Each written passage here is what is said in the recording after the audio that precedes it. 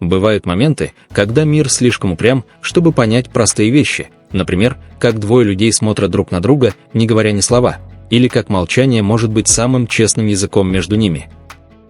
Миру нужны доказательства, кадры, моменты, увековеченные на экране, но не вся любовь рождается для того, чтобы быть показанной миру.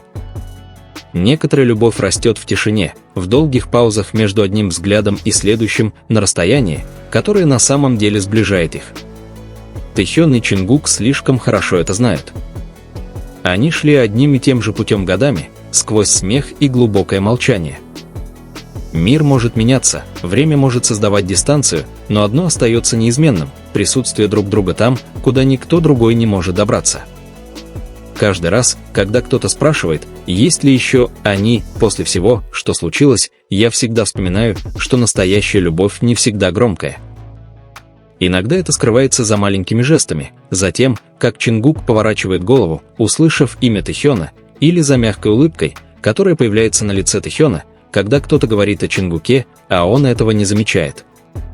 Эти мелочи – не совпадения. Это язык любви, который не нуждается в объявлении. Но каждый раз, когда мир пытается проверить эту веру сплетнями, предположениями, обрывками образов, переплетенными в новые истории, они лишь лишний раз доказывают, что их любовь не зависит от общественного мнения. Это расстояние не конец, и тишина не потеряна. Они просто живут своей жизнью, как две звезды, вращающиеся по одной орбите, несмотря на редкие облака. Поэтому сегодня, когда голоса снова сомневаются, я могу только улыбаться. Потому что я знаю, Тэхёну и Чингуку не нужны оправдания. Им просто нужно время, а время всегда на стороне любви, которая никогда не перестает бороться за выживание. Не зная достаточно, что между Тэхёном и Чингуком нет дистанции только из-за нашего общения несколько дней назад, я вернулся, чтобы сказать, что вещи, которые они раскрыли после этой встречи, и их одинаковые куклы абсолютно не имеют никакого отношения к тому, как я сейчас вижу Тэгука.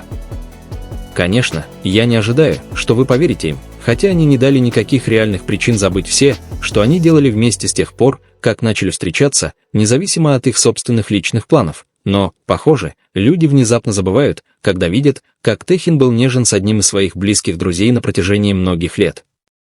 Меня действительно удивляет, когда люди спрашивают меня, почему Тэхин подошел и обнял своего друга и почему Тэхин держал ее за руку, когда увидел ее в окружении камер, или почему они просто посмотрели так близко, а затем решили, что с Тэгуком наконец-то все кончено, хотя правда в том, что Тэхин всегда был таким липким и нежным со своими самыми близкими друзьями. Иногда мне кажется, что они делают это просто потому, что увлекаются едкими комментариями и в итоге думают, что Тэхён не должен вести себя так с другими, хотя это просто его характер. Или они действительно думают, что Тэхён ладит со всеми в отряде УГА, просто потому что он любит обниматься с ними и выглядит таким милым в окружении лучших друзей? Им стоит позволить Тэхёну и Чингуку веселиться с теми, кого они любят, и не делать необоснованных предположений, которые они в конце концов забудут, как только Тэхён и Чингук снова будут вместе. Если вы им не верите, я ничего не могу с этим поделать, но они определенно будут здесь праздновать то, что Тэхён снова появился вместе после их расписания, хотя всего несколько дней назад они говорили, что Тэхён только что расстался, и это было самое двуличное явление, которое я когда-либо видел в своей жизни. Тэхёну не нужны людские предположения, они сами показали, что их отношения не всегда были основаны на взаимной привязанности. Если они сделают это в 2023 году, то лишь потому, что в течение 2 лет они не смогут видеться часто.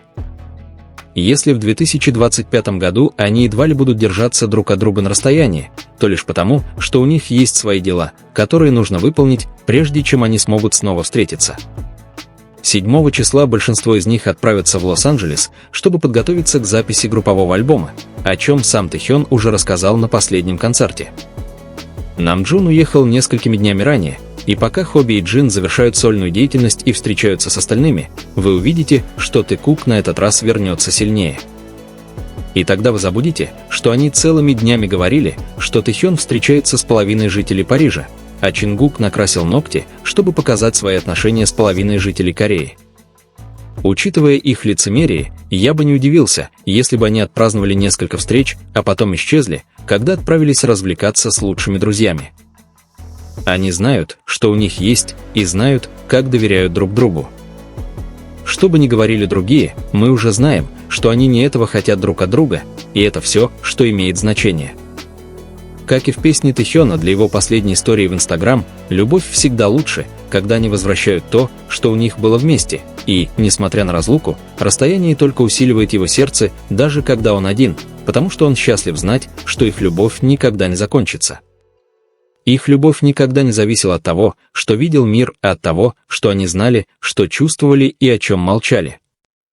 Никакое количество слухов не было достаточно сильным, чтобы разлучить два сердца, которые вместе пережили такую бурю. Им не нужны были разъяснения, никакие публичные заявления, потому что ничто настоящее не нуждалось в том, чтобы быть произнесенным вслух. Их любовь была самоочевидна, тихая, нежная, но непоколебимая. Тэхён и Чингук были не просто двумя именами, которые часто упоминались вместе. Они были двумя личностями, которые выросли в одном свете, но научились сталкиваться с тьмой по-своему. Они не всегда шли бок о бок физически, но Вселенная всегда находила способ снова свести их вместе, когда расстояние становилось слишком большим. И каждый раз, когда мир думал, что они разошлись, реальность молчаливо доказывала обратное. Они все еще были на одной орбите, притягиваемые друг к другу силой притяжения, необъяснимой логикой или визуальными доказательствами. Есть что-то поистине прекрасное в отношениях, которым не нужно, чтобы мир их признал. Потому что именно в них живет искренность в непоколебимой вере в то, что даже если не все это видят, они оба всегда знают. Тэхён с его мягким спокойствием и Чингук с его глубокой искренностью — две стороны одного чувства. Они создали эту историю не для того, чтобы ее потребляли, а для того, чтобы ее проживали. И любому, кто хоть раз наблюдал за ними, даже издалека, ясно, что есть нечто большее, чем дружба, более тонкое, чем романтика. Нечто, рожденное из глубокого понимания, чистого уважения и любви, не требующее объяснений. Когда Тэхён смотрит на сцену и слабо улыбается выбранной песне, или когда Чингук рассеянно касается его запястья тем же жестом, что и когда-то, это не совпадение. Это язык, понятный только им.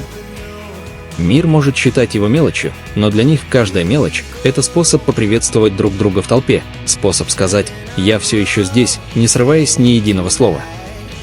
Потому что такая любовь никогда не угасает. Она лишь меняет форму.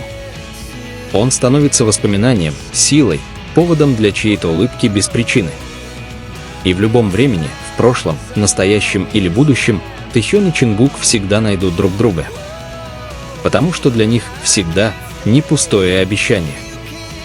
Всегда это то, как они живут.